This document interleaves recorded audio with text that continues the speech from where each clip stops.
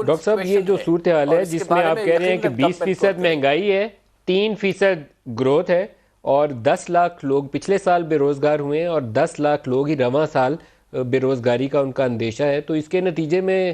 ہمارے آپ معیار زندگی جو ہے، جو پاورٹی لیول ہے، وہ کیا ہوگا؟ وہ تو غربت کی سطح تو پھر بہت بڑھ گئی ہوگی۔ جی بہت. اب اس پہ آج میرا آرٹیکل چھپا ہے بزنس ریکارڈر میں، جس میں میں نے ہم نے جو ایک طرح سے اسٹیمیٹ کیا ہے اسٹیٹسٹیکلی بہت ہی کیئرفلی، اس کے اندازہ یہ ہے کہ پچھلے سال تقریباً 80 لاکھ لوگ بیچارے تقریباً بے روزگار ہونے کے باوجود اور اس کے علاوہ بے روزگار ہو گئے، اور پھر اس کے نتیجے میں تقریباً 80 لاکھ لوگ جو ہمارے پاورٹی لائن ہے، غربت کی لکیر جو ہے، اس کے نیچے چلے گئے ہیں. اور خطرہ اس سال کا اس سے بھی زیادہ اس لیے ہے کہ اس سال کھانے پینے کی چیزوں میں جو قیمتوں میں بے تحاشا اضافہ ہو رہا ہے، اس سے خطرہ یہ ہے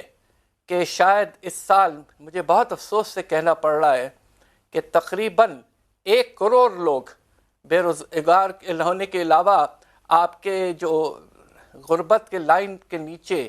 تقریباً 1 کروڑ لوگ جا سکتے ہیں. یہ بہت ہی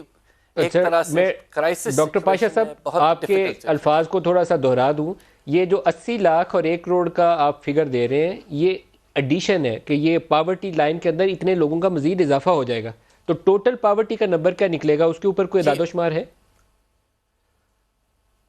اس وقت پوزیشن یہ ہے کہ 2017-18 کے اینڈ پر تقریباً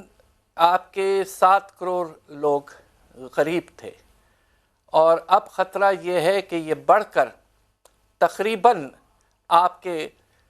8.8 کروڑ تک جا سکتا ہے.